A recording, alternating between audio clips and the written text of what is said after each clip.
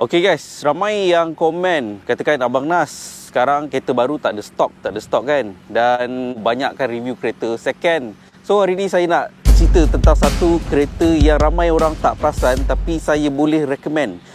Kereta terpakai iaitu tak lain tak bukan Suzuki Swift generasi kedua.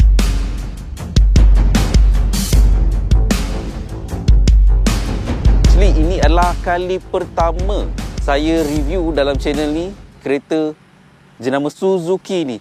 Ya, saya tak pernah review jenama Suzuki ni, kecuali dulu pernah review Proton R3. Proton R3 tu sebenarnya adalah Suzuki R3 Tapi tak apa, nanti saya ceritakan sejarah dia macam mana boleh ada Swift ni, lepas tu terhenti dan ke mana Suzuki, dan yang penting Suzuki dah kembali ke Malaysia sekarang. So, tanpa membuang masa, jom kita ceritakan Suzuki Swift generasi kedua ni. Satu lagi kereta terpakai yang mungkin saya boleh letakkan dalam kategori mampu milik yang saya boleh recommend. Let's go!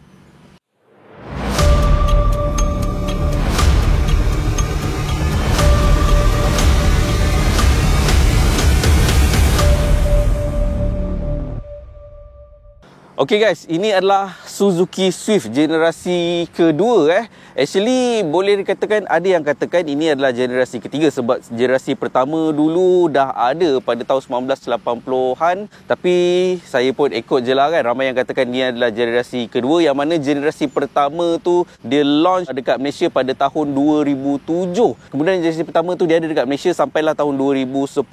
Lepas tu dia tak terus gantikan dengan generasi yang kedua ni. Dia ada gap sikit beberapa tahun, dan yang ini masuk ke Malaysia lebih kurang pada tahun 2013 sampailah tahun 2015.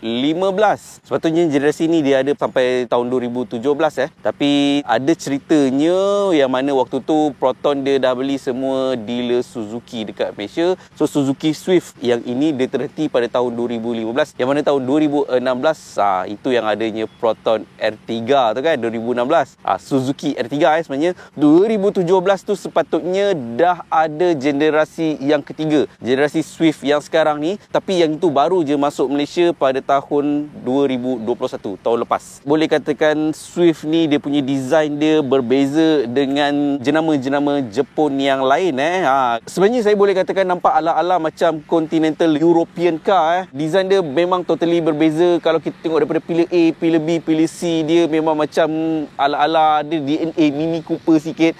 Langsung tak ada DNA Toyota, langsung tak ada DNA Honda kan. Boleh katakan ini salah satu company Jepun yang berhaluan kiri juga. Cuma dekat Malaysia ni Suzuki ni dia tak banyak, tak berapa popular sebab model dia tak banyak kat Malaysia. Tapi last saya pergi ke Jakarta 3 tahun lepas, 2 tahun lepas, memang Suzuki ni antara salah satu model yang paling banyak atas jalan dekat Jakarta tu lah, Indonesia. In fact, Suzuki ni bukan saja banyak dekat Indonesia, tapi dia banyak juga, banyak sangat-sangat dekat Japan. Japan saya nak jumpa satu kereta Honda waktu tu tahun 2018-19 saya ke Jepun. Saya boleh katakan lebih banyak logo Suzuki di atas jalan berbanding dengan logo Honda. Dan apa yang bestnya adalah daripada segi dia punya pillar A dia. Korang tengok dekat sini dia hitamkan. Ini adalah signature untuk Swift Memang cantik tau. Dia idea dia hitamkan pillar A dekat sini. Lepas tu pillar C dia nampak macam besar. Dia tak hidekan pillar C dia, nampak macam bold. So daripada tepi sini korang akan nampak macam ada profile sikit-sikit, macam profile Mini Cooper lah kan. Dengan bumbung dia nampak rata tau. Dia tak ada macam nak slope. Sebab waktu era zaman ni kereta semuanya banyak konsep yang one box konsep kan. Yang mana kalau tengok Honda City, cermin dia slope lagi kan, dia nak nampakkan satu line. Tak ada. Yang ini sebab tu saya cakap macam konsep European. Dia mengekalkan two box konsep untuk hatchback ni. Satu kotak yang jelas kita boleh nampak. Okey, daripada segi bahagian belakang pula, saya suka lampu dia. Daripada sudut situ saya nampak ala-ala, nampak sikit macam lampu belakang Nissan 350Z.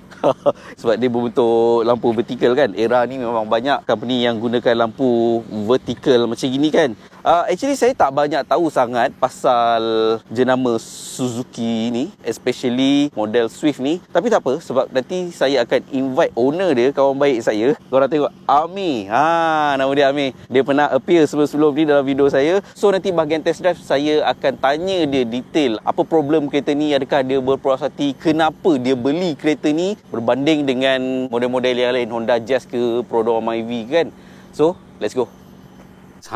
Ini adalah bahagian dalaman Suzuki Swift generasi kedua ni Kalau korang tengok, kita letakkan ini adalah dalam era tahun 2012, 2013, 14 kan. Korang tengok dalaman dia tidaklah begitu premium sangat. No, saya tak expect langsung untuk segmen harga yang macam ni ada soft touch ataupun wrap ke. No.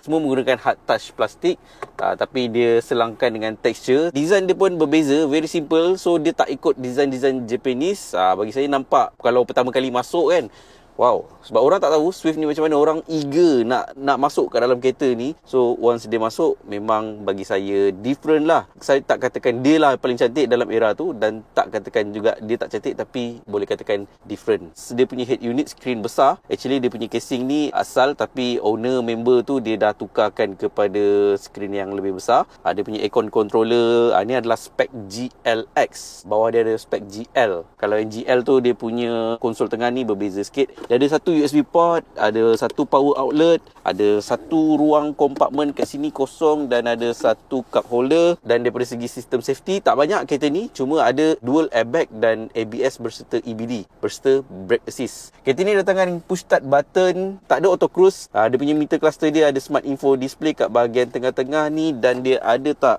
teleskopik. Kita tengok. Ada teleskopik guys. Atas bawah. Wow.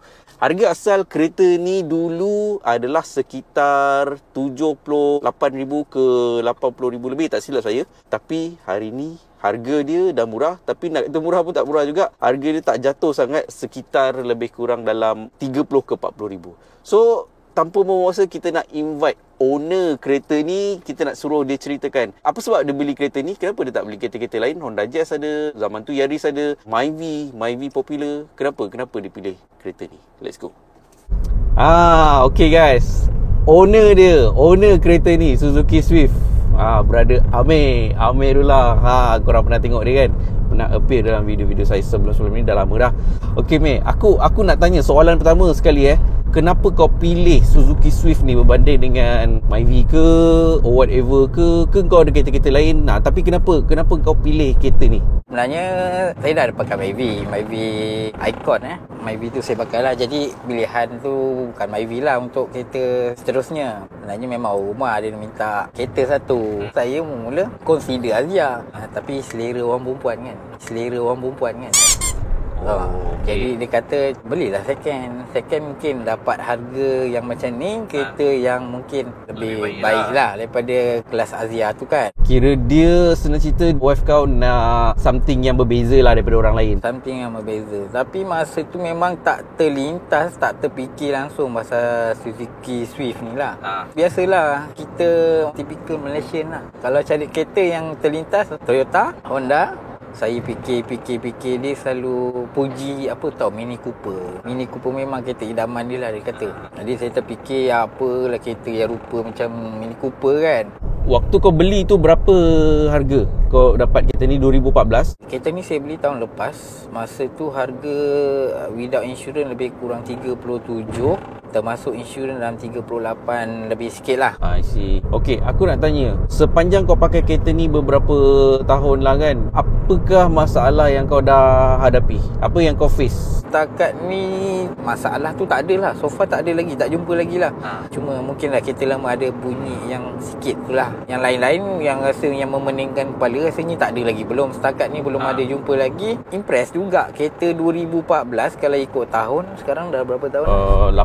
8 tahun dengan condition yang macam ni. Kalau korang nak tahu pun, korang boleh tanya Nas lah. Sekarang ni Nas tengah bawa kan, macam mana feel dia kan. Sebelum saya cerita pasal apa feel saya sekarang ni drive kereta ni, last question bro. Okay, mesti kau dah join grup Facebook ke, ataupun kau dah tengok sebelum kau beli dan semasa kau pakai kereta ni, komen-komen owner grup-grup Facebook Suzuki Swift kan, generasi yang ni kan, ada tak komen-komen yang begitu negatif, yang macam part susah dapat, part semahal, ataupun kereta ni common problem dia apa ke, breakdown ke, ada tak setakat ni? Itu salah satu sumber yang kuat saya dapat sebelum saya buat keputusan, grup-grup daripada Facebook lah. Ialah satu kereta ni kita boleh consider kereta yang tak popular dari segi sale pada tahun dia, pada dia punya era dia. Jadi kat situ ada kerisauan juga. Tapi bila kita tengok daripada grup, nombor satu saya tengok Dari segi ketahanan, kereta dia tak adalah 100% orang pakai tu semuanya dapat bagus kan. Ada, tapi bila ikut percentage, kebanyakan owner Swift pakai 10 tahun lebih tanpa masalah yang teruk-teruk lah. Setakat macam kita dengar ada fuel pump, ada bunyi-bunyi, ada sensor just normal macam lah, yang normal lah. Tak itu ada Myvi pun problem kan. tak ada defect yang melibatkan kita punya safety. Pemanduan tu tak ada. Breakdown tengah-tengah jalan, Breakdown enjin tak boleh tak pernah rosak. jumpa. Okay. So itu guys, komen daripada owner sendiri sebab Suzuki ni satu brand yang saya sendiri tak berani nak verdict. Macam korang juga sekarang korang tengah survey Suzuki Swift ni, saya tak berani nak cakap apa-apa, tapi ini adalah daripada owner sendiri, legit. So bagi saya agak confident lah dengan harga yang tak berapa tinggi sangat kan. Kalau korang nak something else daripada normal, ya mungkin ni salah satunya lah. Tapi kereta dah lama sikit lah, tapi bagi saya solid. Kereta ni agak solid. Dan daripada segi feel, apa yang saya feel sekarang ni, aku tekan sikit main boleh Boleh. Dia member baik. Dah lebih 10 tahun lah kita kenal, so tak kisah. Okey, kereta ni kita main cornering sikit. Wow, lain bro.